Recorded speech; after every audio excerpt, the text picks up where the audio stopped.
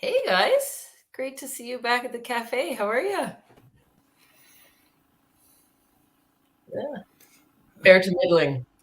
Cool. Well, it's nice to be back, and I'm excited to tell you with a bit of provocation around the possibilities of regenerative mining. But before we get in there, I thought we ought to do our beverage contest. So I just wanted to check in and see what you guys are drinking, who wins the prize.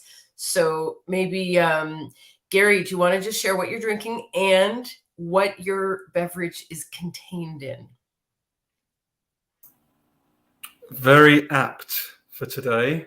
I'm drinking precious, very valuable water out of my continuously reused but still plastic bottle. Nice. How about you, Sam? I have green tea with toasted brown rice. It's, of course, chock full of ice. And it's in a container. It got really trendy a couple years ago, like the coffee grounds mixed in with like plastic resin. And then it's made in Australia ethically with no child slaves. And then it got gifted to me in Sweden. Okay, tough competition. I've got my cup of coffee. It's start of the day here in Montreal, and it's got a little bit of hazelnut, unflavored hazelnut milk, and it's in a pottery mug that my sister Andrea made about 20 years ago on Manitoulin Island. So we got to vote. Anyone want to kick off who gets the prize today? It's tough competition, actually. Gotta vote for you, Lorraine. Well, +1, definitely not me. oh, all right. I'll take the point. I was going to say it's kind of a three-way tie because there's a lot of interesting stuff going on there. So cool. Well, as we hold these things in our hands and enjoy our beverages, I think we'll see how that unspools in today's conversation. And I also think it's really apt that that Saki, the kitten, was part of the introductory piece today, because I think it's sort of representative of the opportunity to do a heck of a lot better. So with that, I'll just share some opening thoughts on the possibilities of regenerative mining, because our fish host was like, WTF, like, what are you even talking about? So here's what we're talking about today. The Regeneratti, as I call kind of us and others pushing for a regenerative future, we like to take potshots at the easy targets. So big oil, big food, big pharma, and other incumbent big industry players. And we point out ways in which their business models are part of the very thing we need to change. Oil. No, we need to transition away from fossil fuels, justly, of course. Genetically altered, monocropped, processed caloric packets of edible marketed things. No. We need to regenerate the soil. We need to restore biodiversity, respect traditional ways of knowing and growing. We need to return to right relationship to the land. A profitable pill for every human condition? Absolutely not. We need to heed our body's diverse and complex rhythms and learn to heal by living in cleaner environments, eating healthier foods, and addressing root causes versus constantly treating symptoms. But what about the industry that underpins all of those other industries' abilities to move forward justly, in right relationship, or frankly, at all? Mining. We don't see a lot of warm and fuzzy documentaries about regenerative mining, yet mined metals and minerals are essential to even the most renewable of energy generation, say the steel in windmills, the most gentle of agricultural practices, again, for the steel in even handheld farm implements, the most healing of naturally boiled and steeped herbal cures. To boil or steep requires a vessel of some sort. To package and ship requires plastics and metals. Not to mention, to even have this conversation, we're using electronic devices made up of hundreds of individual components, made of everything from iron ore to bauxite. And the live communication is being transmitted on an interconnected global system of cables, dependent on copper, cadmium, and yet more mined minerals. Let's just look at some numbers for a second to put this in context. In the US alone, 121 million metric tons of silica were mined in 2018. It is used for everything from building materials to food manufacturing.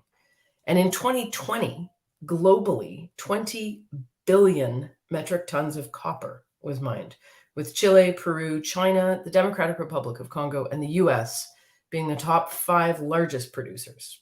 There are more. And then there's lithium, used in the batteries of electric vehicles, including e-bikes, all the rage in the eco crowd. In 2020, 82,000 metric tons were mined. And although this is down somewhat from 95,000 metric tons in 2018, and a small volume compared to copper and silica, it's nearly triple the volume from 2010. This is a staggering growth rate, and it is not likely to slow down anytime soon. And the negative impacts of mining are hard to fathom. There are obvious impacts, like when Vale's Brumadinho iron ore tailings dam burst in 2019 in the state of Minas Gerais, which means General Mines, by the way, in Brazil. They killed 270 people, mostly their own employees. This was a few brief years after an earlier tailings dam, Mariana, burst in 2015, and 43.7 million cubic meters of mine tailings flowed into the Rio Doce. The damage is literally uncountable. And there are more subtle impacts, like the slow and painful health effects of silica dust in the air, or the effects of cyanide and mercury from gold mining. We could go on and on and on here. The impacts of mining across time have been horrific. But that's perhaps not useful, because in the future we're leaning into, here in the Fisheye Café, it's likely that mined minerals and metals will still play a role in almost everything. So they better be better. If we're serious about a regenerative future, mining is going to need to come along. What does that even mean? What does it look like to meet our economic needs in a way that does not cause structural, enduring harm to the environment, including us, by definition? It surely doesn't mean reducing GHG emissions in the processing of ore and doing a better job of respectfully asking permission to turn whole communities upside down, which is where a lot of mining company initiatives focus today. There's been a lot of chatter about the circular economy, but let's get serious here. We are not talking just about improving curbside recycling. We're talking about a complete end to ripping holes in the ground for economic gain. Let's discuss. So with that, with my cafe compadres here, I'd love to kick things off with an opening question for you. If an alien arrived from another planet and asked, "What is the mining industry?" how would you answer?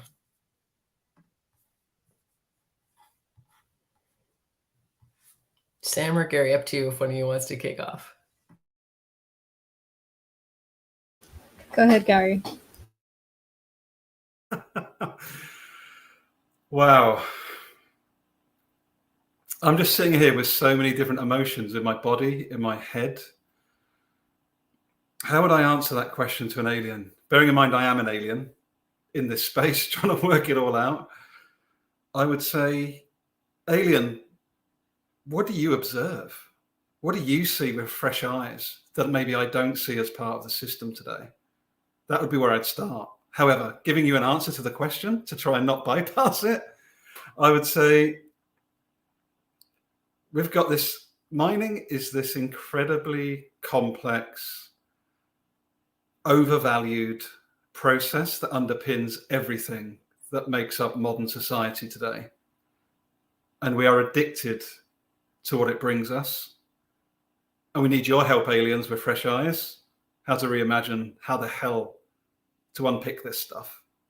Please help us, aliens. That's probably where I'd start.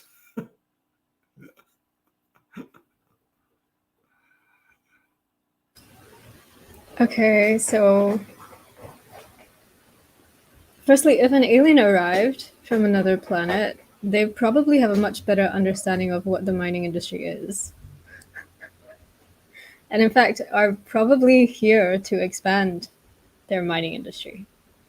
So I'll reframe the question in a weird way. Not only have aliens arrived here, we struck up mining deals with them to further decimate our planet for monetary gain. Because why not? We already caused the 6th mass extinction within 100 years. Might as well go all out, right? And here we are in the CAF.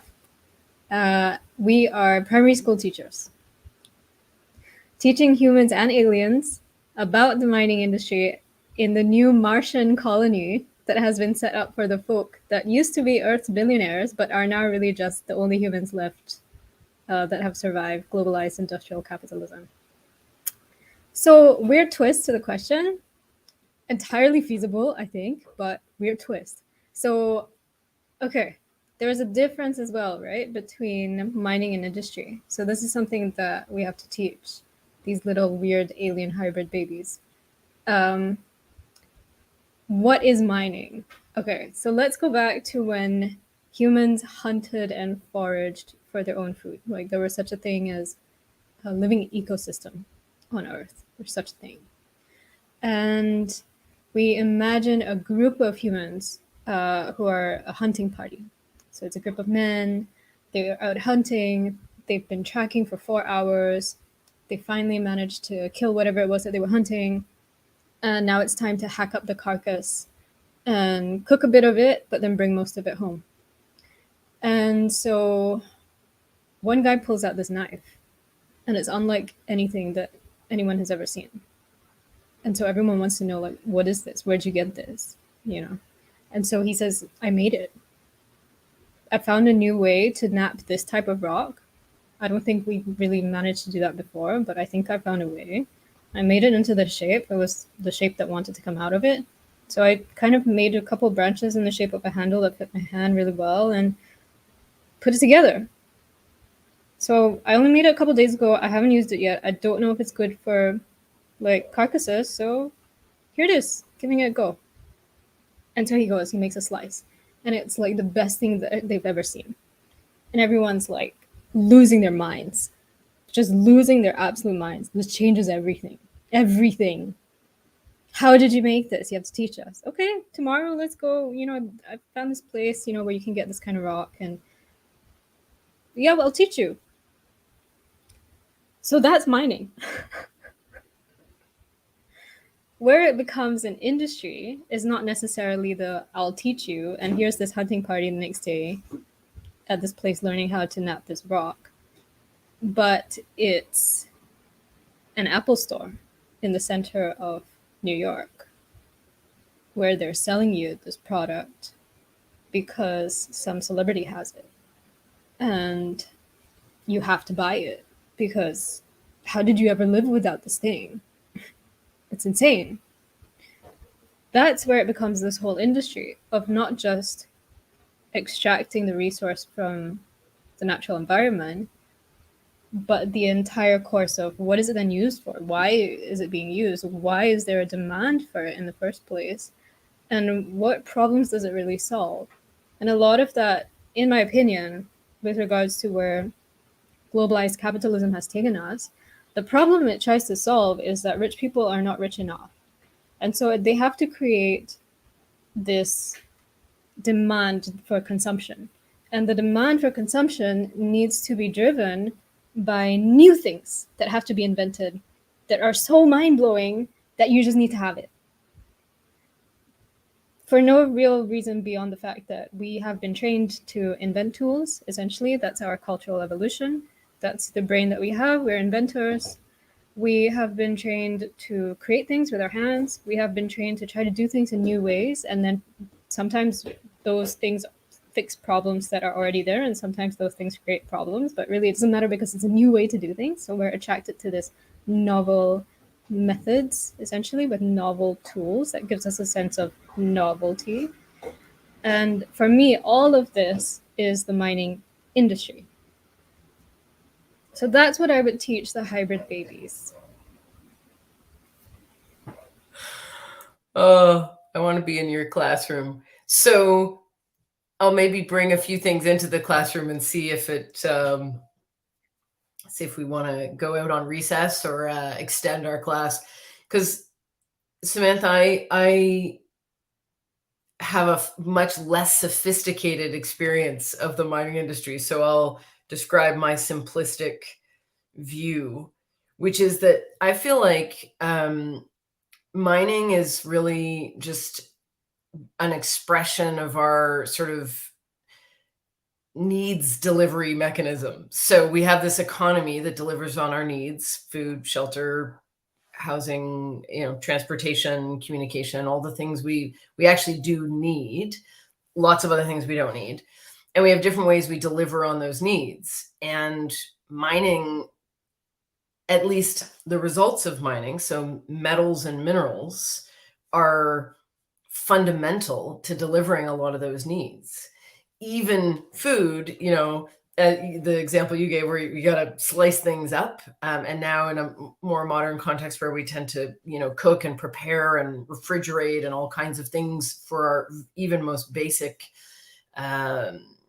nutrition requires metals and other minerals. So I experience mining in that way, where it's just kind of delivering on our needs. And then within that not very sophisticated experience of it, partly because I have had, I've done some work with some mining companies over the years, coal, steel, which isn't mining, of course, but the creation of products that come from it, and a few other mining sector folks, aluminum, clay. That was an interesting one. Anyways, my understanding of the mining industry and why it needs greater attention and imagination is partly the ripping the holes in the ground piece, but also what happens to the metals and minerals after they're extracted and before they're put into the economy, i.e. they're sort of smelted or processed in some way. And one of the kind of simplistic critiques of our economy, we talk about the linear economy, take, make, waste, and we're trying to break that mindset.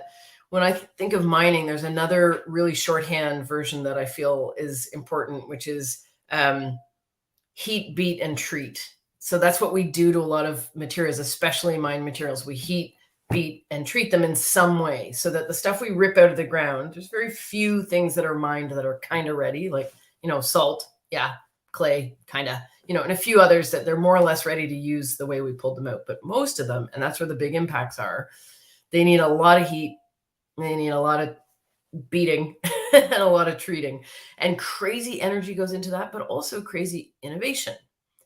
And, if you've ever been in a steel mill, which Garry, you probably have, it's fascinating. It's phenomenal how much is going on there, how much skill and technical know-how and all kinds of stuff. So when I think what is the mining industry right now, a lot of what I sense is the ripping of the holes in the ground, which is very crude, even the high-tech version of it, either tunneling or blowing the top off a mountain and just grabbing the stuff. And after that, it's a lot of processing and heating and beating and treating.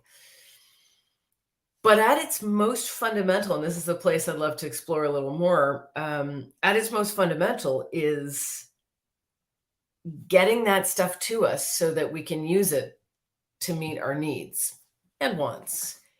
And that's kind of all it is, getting those minerals into some kind of usable form. And I don't know what the aliens would say about that, but I'll maybe pause and see if Garry or Sam, if something else happens in the alien classroom that you want to write up on the chalkboard. If I may, I'm gonna, like, me being Mr. Vulnerable, like, my whole body is in a mixture of paralysis, fear, upset, intrigue, as somebody that works in the chemical industry. Like, I'm bang in the middle of this, and you two don't even know what I'm about to share. I'm even involved and having really difficulty being involved in the business conversation of talking about representing a chemical company who wants us to sell sodium cyanide for gold mining, no less. So, like, this is really hitting me at like a torso, heart, head, like my whole body is just literally vibrating. Partly like, what the hell are you doing in this space right now, you fraud, is part of what my ego is throwing at me. But then my whole humanness is saying to me, that's why you're here, Garry, to try and understand and be part of this type of exploration, as someone that's in the middle of the bloody industry that's causing so much of this harm. And it's like, so I think I just wanted to express that just in this moment, because it's very raw for me. And it reminds me of my own because I feel like I gave a little bit of a half answer to your first question, Lorraine. And I think really where I'm sitting is that sort of need versus don't need. Yes, of course, we're humans. We've got egos. We want to fulfill some of our wants as well. But like, how far do we go with that? And how much does mining contribute to that? Like, what do we really need? Like, I would say technology is more of a need now that we have the understanding we have. But why should so few people dominate an industry and indeed own assets in other countries from which they do not even reside? And I think that takes us maybe down another part of the cafe conversation, maybe. But I just felt the need to express that because it's like there's so much in my body right now, like up and down, going, and I appreciate having the space just to name that. And I'll be interested what I actually said when I watch back. So thank you.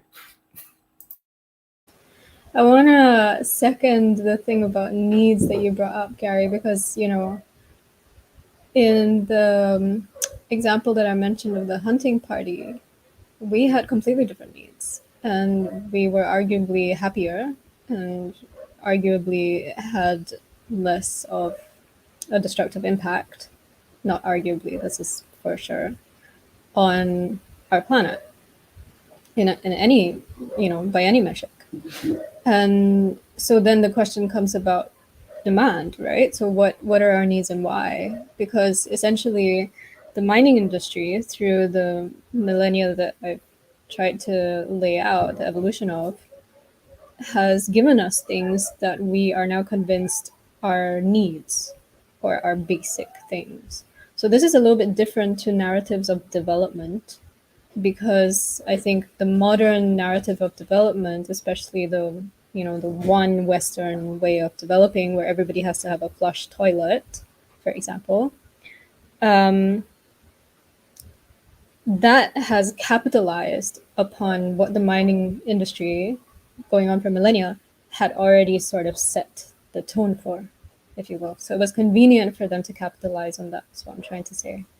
But so we had this evolution of our needs, or rather our wants becoming needs, and then our needs becoming like basic to life. That is sort of how our perception of like phones, for example, or social media came in, right? This is in our recent memory, and we know what this feels like tangibly, right? Or I don't know, TikTok. For you, Garry, this probably makes more sense for you. No idea.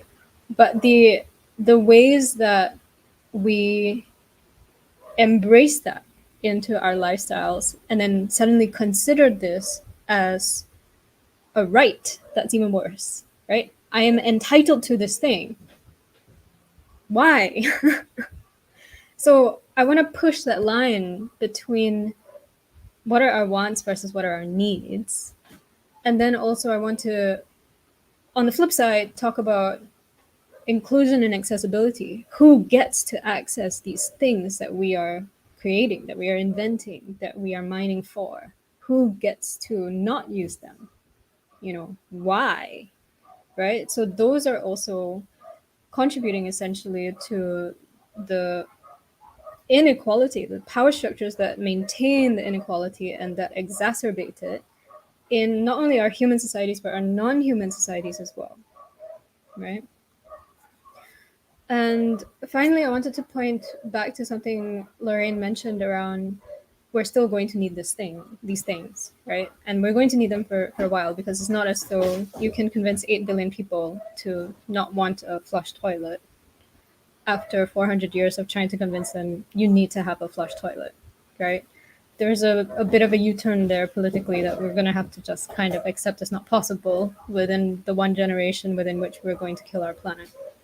So therein lies the sort of innovation that I think the mining industry of today needs to kind of just take responsibility for. And that innovation is not happening, essentially. These questions on very microscopic levels, in terms of like, let's look at this product. Let's focus on why we do it this way. What is the situation with regards to the end use, and then the waste, and then the processing. And then let's come back into the design process as well. And let's think about how these things are actually considered at the design process. Oh, they're not. Okay, we're fucked, etc., etc., etc. Those types of inquiries need to happen for every single part of every single machine, of every single et cetera, et cetera, et cetera. And this is supposedly what the circular economy tries to say that it wants to do, or at least proponents of the circular economy. However, it takes imagination to think about how to do this product a different way, to the point where even though you might be focused on one particular replacement part for a washing machine, you have to think about, why did we design washing machines in this way? Are there other ways to design washing machines so that these parts don't continuously have to be made because they're the parts that fail the most, for example, right? So these types of questions are being asked, like I'm aware that they're being asked by people within the circular economy sector who are the small little innovators who are creating little new models of producing equipment to last a really long time. And they're also starting to think that other companies are starting to think about, are there ways that we can reclaim, take back what is out there, sort through everything of the way that we designed it in the past, which was bad about it, and try to rework that material into something else. So that's a way for them to essentially take responsibility for what they put out in the world, essentially, but also a way to essentially generate a new type of business model based on the waste that they have collected. And there's many different examples that I can point to about this, and I'll point to one later on that I'm really, really inspired by. But for now, I'll throw it back to you, Lorraine.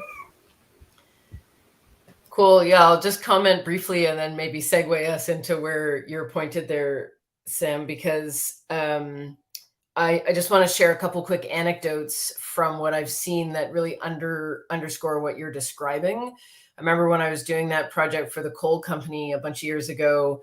It was based in the US, and on the one hand, in that kind of classic sustainability mindset, they could demonstrate quite legitimately, like with real numbers. Obviously, it was signed off by their legal team, how much money they were pumping into the education system for what was loosely termed mining innovation, which sounds promising, right? It sounds like it's connected to what you're talking about. But actually, I didn't go on to study these things, but my understanding of the kinds of mining innovation they were talking about was really how to do what they're already doing better and more efficiently, right? Like operate more complex machinery to more effectively analyze what was in the ground and get it out better. And you could make an argument for sustainability there, in that you could say, by being better at that, you're maybe going to use less energy, you're maybe going to disturb less land. But to be honest, my takeaway from it was you're just going to get faster and have to employ fewer people and use more expensive equipment to rip stuff out of the ground. It was nowhere close to the design conversation you're talking about. And what comes to mind for me when you talk about that part for the washing machine is not only how do we design those washing machines so that those parts don't fail or we don't need that part, how do we design it so we don't need washing machines, right? Then the whole thing goes away. And so when you talk about flush toilets, I'll also just throw something out here, because I can hear the choir of some of my people, colleagues, collaborators, or whatever saying, well, hang on a second. If you don't have flush toilets, you just have a lot of poop piling up. And this is our, this very rigid mindset that's either we all have flush toilets, or we go back to some crazy world where everybody's just crapping wherever, or we have outhouses, or this very primitive way. And what I crave and what I invite, and what hopefully we can get to in a minute here, is well, what else? Because there's whole other ways to understand the processing of what we call human waste, right? And cultures even now are already doing that, and many have been in different ways over the millennia. And just as the forest has been trying to tell us over and over, there's really no such thing as waste. And so how we incorporate and integrate is the bigger question, not, how do we stop it or just make it go away? And I think if we have that mindset for everything anyway, it opens up all kinds of possibilities with mining. And I'll just sort of conclude this piece of the question with a personal reminder I feel very connected to the mining sector because my grandfather was a metallurgical engineer who actually worked for what is now Vale in Brazil, but was for a long time a company called Inco in Canada, a huge part of the development of the North, and a very important economic engine in this country. And I am a benefactor financially, and I guess you'd say culturally, certainly, just sort of like, not that, we grew up super wealthy, but for sure my grandfather was well compensated for his knowledge as a metallurgical engineer and that kind of innovation.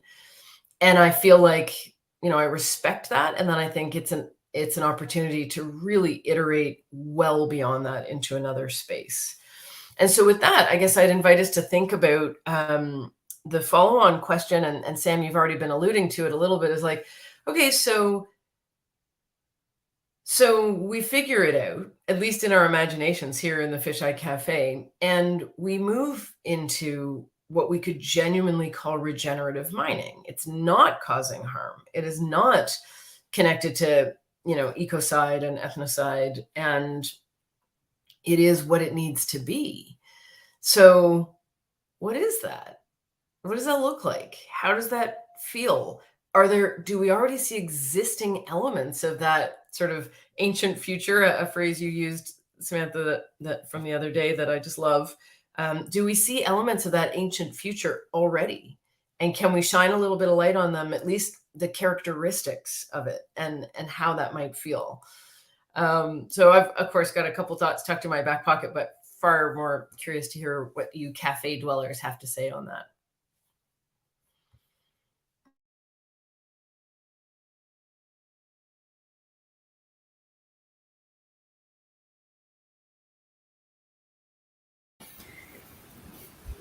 Are you going? Am I going? Go on, Sam. Okay.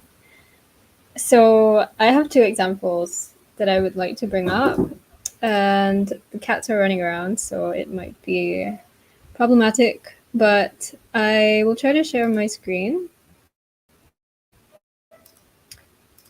So if you see my screen, then you're looking at Good Food Co. Yep, we see it. This is a community shared agriculture scheme that's based here in the Philippines, and they are producing, I think, mostly on Luzon here, this big island that I'm on, for sale in Metro Manila, starting with, they originate in Quezon City, which is in the north, and it used to be the capital of the National Capital Region in the Philippines. And so you can see that it's firstly zero waste. Secondly, it's obviously community shared agriculture, meaning that the recipients, the people buying the food, are not just buying the food, they are making an investment into the farms. So meaning that you are encouraged to basically put money up front now and you get food for 3 months. And you can pick sort of any size sort of basket. There's different packages, etc. I'm not going to go into it. But one of the things that they produce is traditionally harvested sea salt from Zambales. And this is very interesting because they talk about how it's harvested. And so I wanted to point to this as an example of the relationality that is built into this particular company, this particular co-op that is trying to educate folk about where these things come from and why it's important to protect what is traditional for us, because there are all these different elements where it's already like it's traditional. We already know how to do it without ecocide and ethnocide, right? And including the fact that obviously it's wrapped in this packaging. I can't believe they even use the word packaging, but it's a mix of palm, bamboo, and rattan. So again, 3 different species of plants that go into this industry, right? So there are many other examples in here. I'm not going to go into that, but what I definitely want to say is the first one arrived a couple days ago. And I haven't opened it yet because I was waiting for this conversation. Is that salt inside of there? it's salt inside of there, and you can see some grains on the outside here. So they packed it in with other stuff, and a bit of it fell out, but otherwise completely intact. Wow. And I haven't opened it because I wanted to show it here, but it did arrive a couple days ago. So that is one aspect of what I personally see as regenerative mining, and I want to stress that it's not just the extraction part of it, it's also the packaging, the logistics, who are we selling to and why, and can we tie those relationships back to the producers, the ones who are, the first people to get their hands on it, essentially. And the second example that I would like to share, I'm going to share the window again if I can find it.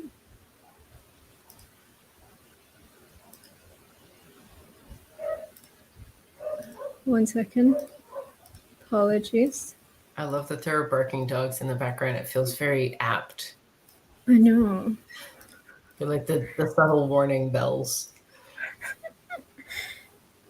Here it is. So Linear is a Dutch company, and they are one of the most innovative architecture firms I've ever come across with regards to sustainable design. I talk about them a lot in the spaces of building and urban design, but not in sustainability and regeneration, because I don't feel that it would be understood. I don't feel that people would get it, because if they're not in the industry, they wouldn't, essentially. So to try to explain this was one of the first big projects that they did, and it's very expensive. So this is this is not accessible to everyone. And they essentially had the job of refurbishing the Carlsberg brewery. And part of that meant the Carlsberg brewery in Amsterdam needed new bricks, essentially. And these are all heritage bricks, so they all have to be made in heritage ways, etc. Each brick is like, a shit ton of money, etc. So what to do with the old bricks? They decided not to. So for one part of the building, they did actually start by taking the wall down brick by brick. They invented this thing which vibrates and shakes off all of the non-brick debris so that it gets you a brick. And they did this entire process. It took years because it's part of conservation efforts as well. And then they started going through the planning processes and going through the different architectural feasibility studies to say, what if we just cut out entire chunks of this brick wall and moved it and used it to build other things? So this project is called the Resource Rose. This is what they did with some of the brick, not all of it. Most of the projects that Linear does are at least 70-80% this methodology. So they cut entire chunks of material out of buildings, the entire wall structure, for example, without taking apart the structure of the wall, because there are many layers within a wall. And they simply put a frame around it and put it into where a new building is going to go. So in this particular project, we're talking about a large neighborhood project, for a European city. It's very dense, etc. And they are applying that material to the project. So they are designing with material that if they are not seeing, they have no idea how to design it in. So the process, their entire design process, had to change from what is basically typically taught within architecture practices. And you'll also hear a lot in circular architecture that, but we don't know how to do things in this way. We can't change our processes. So there's this entire rethink of the entire design process, as well as how to then bill clients for this type of work, etc., because you don't know what it is until you have the material in front of you. So there are all of these different levels of innovation that is required by folk like Linear, and they were so committed to this that they tried, just from this example, I've already mentioned a couple ways that they tried to salvage essentially building materials and be able to use them in new and modern ways, essentially, but always respecting the material, trying to keep it as much intact as possible, and trying to essentially architecturally do something very interesting as well. So obviously the rest of the building design covers a lot of the other necessities, the infrastructure, There's a social element as well, and considering biodiversity. So this is what the final outcome looks like in the construction of the actual walls. And not to fangirl too much over it, but I haven't seen anything that comes close to being able to do something like this in terms of architectural design. So those are my shares. Wow. Do you want to build on that, Garry? Or build beside it, build a piece of the neighborhood? Maybe I'm going to be a bit of a lean-to, Lorraine, I think is probably the best analogy. I don't have any particularly concrete examples. What I'm sitting in right now as we sip our cuppers in the cafe is this knowing, not only in my body, but the industry I'm part of, that you've got this incredible innovation on the, let's call it the consumer, the community end, but we've still got this juggernaut of growth at all costs on the front, on the back end. Like plants being built, even though there isn't necessary demand for them, just to spend the money, because it's cheaper to build more plant than it is to put it in the bank and get interest. Like that's the mindset that still sustains a lot of these big industries. So I love these examples, and I think they're critical as hope and motivation and inspiration for the future. But if we're not at the same time doing something on that back end around slowing down the juggernaut, and that's sort of where my mind's going, is how do we invite, and hopefully this sort of exploration in the cafe might reach these people at some point, but you know, when I'm just really curious, what will it take? What does someone need to experience if you're the CEO or chief sustainability officer or whatever of a big mining company today? What do they need to hear or sense or feel to get them into this dialogue? That's where I'm sitting as part of this today as well, that's what I'm spending a lot of time at the moment, is trying to work out that actually, well, what is it? What is it we need to be? What are the conditions? What's the invitation required? And not just within mining, right? Like you say, it's such a web, like chemicals, energy, big oil, you know, mining itself. Like, and I guess I'll wrap my point up by being, it might seem a little bit too utopian, but I really believe it in my body. And I know I keep saying body, but I really feel it. I think the commons-based approach to resource allocation is part of that slowing down the juggernaut. Is like, who needs what and why and where and when. I know it's a bit of a big systemic statement, cafe dwellers, but I do feel that's a really important part of this, is like, how do we like create that engagement that allows these people to sense and understand that there is actually another way, but it isn't about purely growth motive. It isn't purely about the next double digit. It's not about just producing for producing's sake, because that's what's going to hit the next 3, 6, 12 months numbers. So I hope I've not gone too off piste in the cafe today, but that's what's coming up for me. So I think you're right on piste, and you're reminding me of something that I wanted to float out here. So if I compare the examples, Samantha, that you shared, that I think are beautiful elements of that ancient future emerging, you know, and you know, they're small in the grand scheme, but they exist, and there are more, and it's kind of a proof of concept, if you will.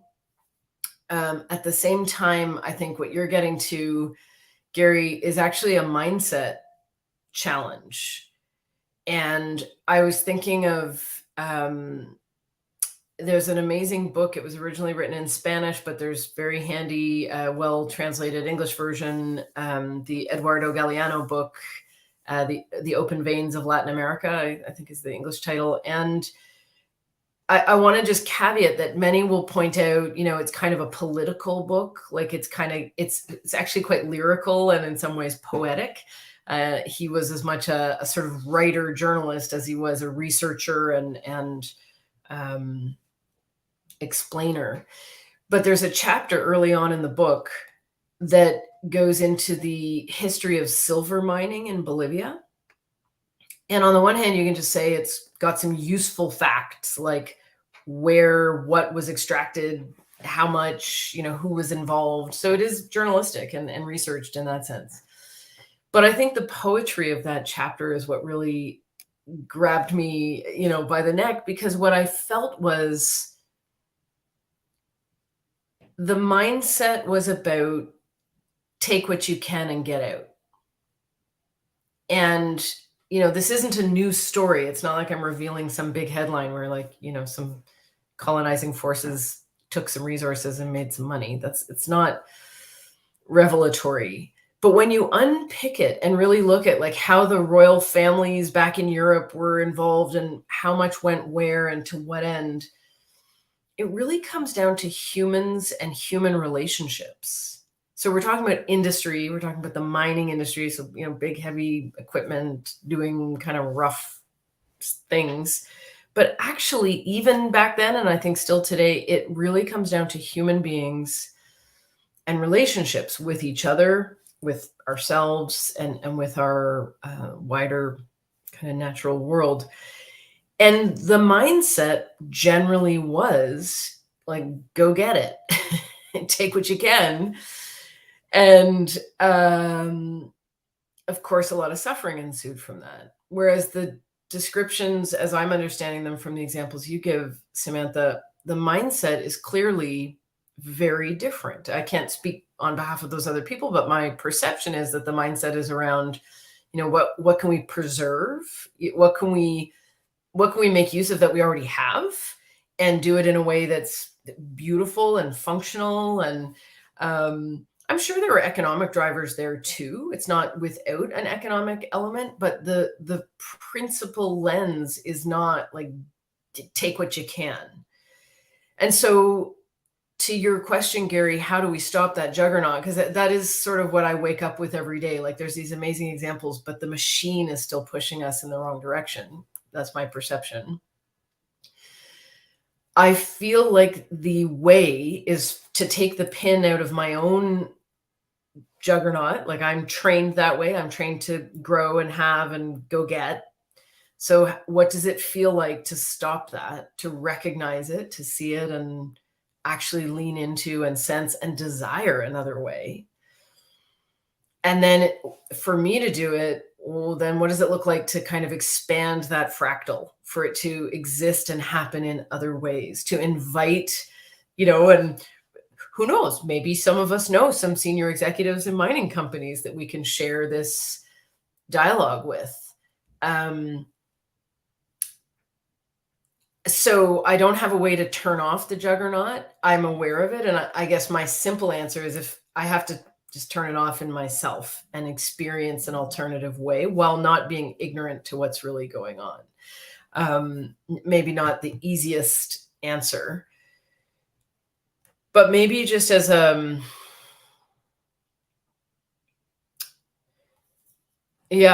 tempted to sort of invite, like, what would you offer to either to the aliens in the classroom or to the mining executive? What would you offer as an alternative? And I sort of wish I had a sexier question than that, but I feel like that's kind of the like basic nuts and bolts that I'm sitting with is like, well, we are talking about shifting things here. What are we asking to shift other than like the whole industry? So I wonder if I could just invite your thoughts on if you're informing the aliens and or they're informing you, and maybe the aliens are mining company executives. Just throwing that out there. What's the invitation or what's the offer? Sam or Garry? I'll take part of a previous discussion into this as well. So one of the things about this so-called mindset challenge, I don't think it's a mindset challenge. I think it's a cultural, like I said, cultural evolution gives us this momentum. So the mindset is based upon where this cultural evolution is going. That's how I tend to frame things. And when we talk about cultural evolution and this momentum that's going forward, we have to recognize that we've never done a thing before, never ever, where we have doubled back on our cultural evolution.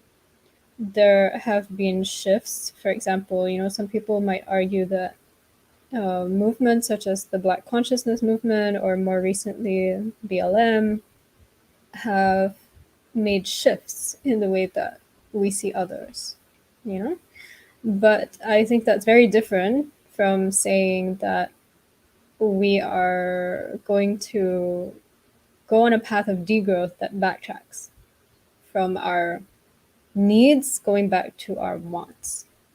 I think we do see a movement of that happening, but that's on a very, very small scale and not on a mainstream level.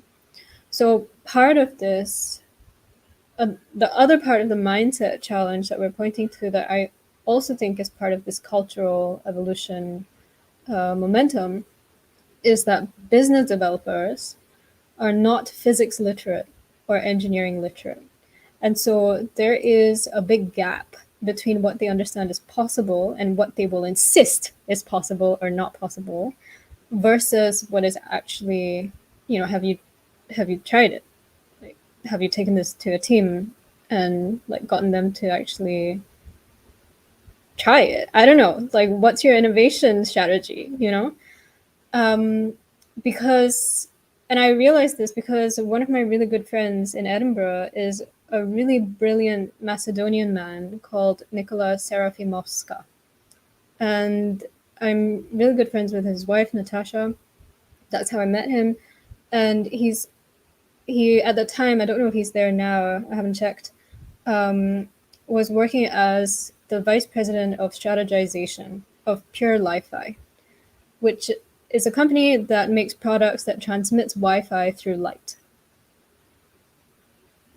Electrical light. And this solves obviously very specific problems for very specific people in very specific buildings, particularly in very difficult buildings for the safety and accessibility of, let's say, differently abled people, etc., etc., etc. And this is a University of Edinburgh innovation that got spun into a successful startup maybe like 11 or 12 years ago, and is now essentially, they get rounds and rounds of funding, and they're now at the point of commercialization, etc. So we're taking something that was essentially something that got found out as a phenomenon in a lab to commercialization and trying to find users for it in order to sell. So I'm talking about a mode of startup in terms of product design that is based from the pure fact of, hey, this phenomenon exists. Can we make money out of this? Rather than, what is the problem that we want to try to make better? And how can we do that in such a way that it doesn't, commit ecocide or ethnocide? So this is a thing that Nick and I argue about. That's a separate issue to what I'm trying to bring up here, which is about the physics literate and engineering literate part of it. Nick is physics literate and engineering literate. And we have arguments, this is a constant argument that we have, where there are parts in our computers and our phones that have to be permanently, so the materials that are mined have to be permanently fixed together like this. So they cannot be separated, which is essentially what the circular economy needs in order for them to go into separate reprocessing processes. Reprocesses? You know what I'm trying to say. So he and I argue about this all the time because what I'm trying to say is, have we tried? Have we tried to do this research? Like, has anyone done this to the degree, like, you found a way to get Wi-Fi through light. Has anyone tried to use the same technology, but in a different manufacturing way that enables us to be able to separate these pieces, and they're very minute pieces within electronic equipment, so that we can easily actually take it apart and then, use it in other things, especially the rare earth metals, which are causing a lot of geopolitical strife at the moment, including, China, Australia, Russia, etc. So there's all of these little fights, essentially, like little, it's a mindset thing, but it's much deeper than that, right? because this is not a normal conversation for them to have. They're not equipped to have this conversation, not prepared to have this conversation. There's a part of their ego that feels like, hey, this is something that I don't know. Don't bring me something I don't know. Like, bring me something I know I can talk about, because I would like to argue with you as like an informed, person, and anybody should. But that is precisely the problem, that we don't have a culture of raising these types of problems to the types of people who should be literate about it if they're trying to sell a service that's based around this technology. And then also the other way around, people who are creating the technology without understanding what services could this actually provide.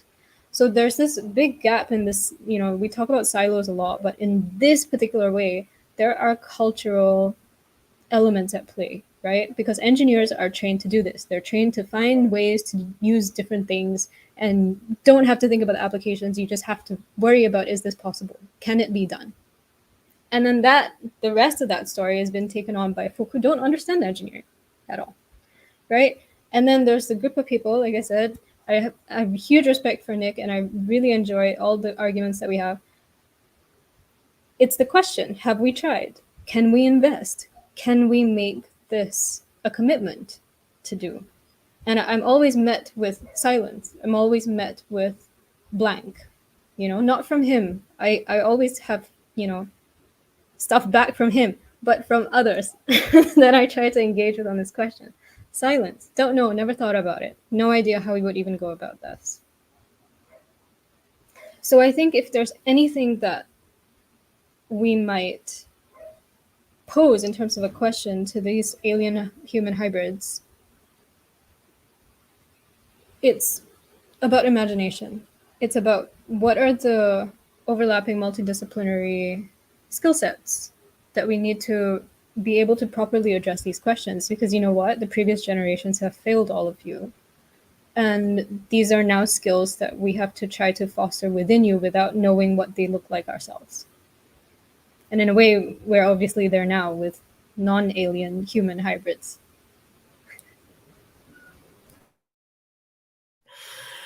Cool. What about you, Garry? I really love I'm looking forward to having an afternoon imagining relationships with alien hybrids, to be honest. A bit like looking in the mirror. But do you know something? What I'm really interested in with this is I do feel a real sense of energy, actually, like a positive energy of what I observe being within the chemical sector, for example. And it links a little bit to what you just described, is Sam. There's still this pervasive silo mentality of IP, of even if you do develop something innovative, you need to own it. It's yours, hold it with clenched fists. And that's part of the cultural evolution as well, Sam, I think, which is you developed it, you keep it close to your chest, don't share it. Whereas what we're saying, if we're moving towards, and I'm only learning, like a much more genuinely circular approach to everything, then it's got to be hands open. And I think that's one of the biggest opportunities maybe in this invitation is Mr. Exec, CEO, Chief Sustainability Officer of a mining company. How often do you have open, transparent conversations with your peers across sector about what's possible? I'd love to know the answer to that question, Lorraine. Like, as in, like, deep, like this conversation, like, what are the problems that you imagine we could solve if we could just come together in a space and it not be about the next quarter's results, or not just about who's got to be 3, 4, 5, 10% ahead of the next mining company. What would it look like to genuinely just connect, as you said, relationships, to connect as a human being before the masks, before the numbers, and just imagine what might be possible. So it's relationships, right? It's humanity. Like, we're not going to solve it with the current. Yeah, and I don't think we're that far away from it. As I shared in a piece recently, if the finance ministers in Europe can literally within 72 hours shut off Russia's SWIFT program, the mining companies can come together and have a conversation about this stuff. Like, so it's also a will issue, I think. Like, are people willing? So yeah, that's sort of where I'm at. I'm sort of feeling quite energetically positive that this, we're not that far away from it, but people need to be willing, Lorraine. That's sort of where I'm sitting, really. Maybe that's the invitation, is are you willing to engage in something a little bit more deep than just the surface level stuff, Mr. Mining Exec? Yeah, I love it. I'll add a little piece of the invitation. I feel like mine is getting to that cultural piece you talked about, Samantha. I feel like when critics of the mining industry chime in, it's often with legitimate environmental concerns. But I feel like what you're underscoring is so much of this really comes down to a cultural imperative. And without recognizing that, it's going to be really hard to change it. So I would add to your invitations an invitation to give oneself permission to notice what we are culturally programmed to want. And there's obvious things like that growth mentality that we see happening. So that would be at the kind of executive or decision-making level within organizations, like what we need to do with our innovations, with our intellectual property, with our, quarterly earnings and targets and all the rest of it. But I actually mean on a more personal level, what we're designed to want. So really simplistically thinking of your, is it sulfur? I was going to say sulfur dioxide. That's wrong. But the chemical going into gold. You're both on mute. But Garry, what was the chemical again that you're? Sodium cyanide. Sodium cyanide. Thank you. Well, I know gold mining has some industrial application, but culturally, a huge aspect of gold is that we think it's desirable, and we even back some of our monetary standards around it. That is a cultural norm. I personally am like flabbergasted that people are dazzled by gold and want it draped around themselves. I understand I'm a bit weird. Maybe I'm that alien hybrid. But even in accepting that one might think it's desirable, just noticing that, like, what is it about gold that you want? And I think that is an inner and spiritual journey to ask, like, why do I want objects made from a particular metal? And what is behind that desire? What changes when that desire is fulfilled? What is possible when I understand that desire? And what is possible to change when I understand that desire? And I'm not proposing an end to desire. I think that's like proposing an end to suffering. It's like someone else will have to work on that. But I am proposing an invitation to examining our desires and what's behind them and how much of those are culturally coded in, because that U-turn that you described, Samantha, I don't think it's going to happen through regulation. I don't think it's going to happen through, better science. If we are not culturally aware of what is different or what is possible to be different, then we won't make those choices. We won't have those conversations. We won't model that to our children and the aliens in our classroom. So my invitation is just permission to understand what is behind our desires and look for other ways to experience that. Garry, I know that the cafe, the folks who close it up and want to clean up under the chairs and put them on the table, they come by in a minute or so. So I don't want to keep them waiting at the door. I know that it's hard to get good work and pay people fairly. And I know that you are the keeper of the keys. So I'm just going to pause, thanking you for joining me here at the Fisheye Cafe. It's always a pleasure to see you guys, and I can't wait till our next little moment of cafe enjoyment. But with that, last words to Garry and Sam before they come and kick us out. Garry, please. I would like to say thank you to both of you. And anyone that's watched this, I hope you get some value out of it. But most importantly, you too, Sam, Samantha and Lorraine. I just appreciate, I feel what we've done today, particularly on my behalf, selfishly, is modeled that it's okay to engage in this type of discussion, right? Because it is alien for many of my kinfolk, particularly within my industry, to go anywhere near even a bit of a conversation like this, let alone the depth we've gotten to. So I think that's what I'm taking away, is actually gratitude from both of you, of really a practice ground for me of the sort of space that I feel can make a difference within these sectors. And the more that this is out there, I'm hoping that it might show that, not every person's out trying to cut everyone else's legs off. People do want to see meaningful change, and it's not about trying to harm the next person. It's actually about trying to reduce harm collectively. So that's what I'm taking away. Thank you.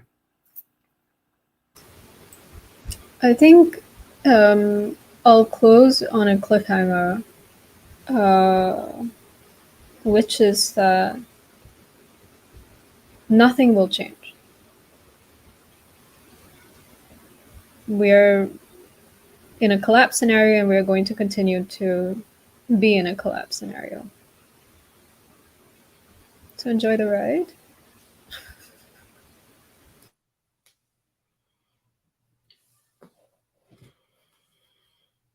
Cheers, guys. Thanks, Lorraine. Thanks, See you in the next everyone. cafe.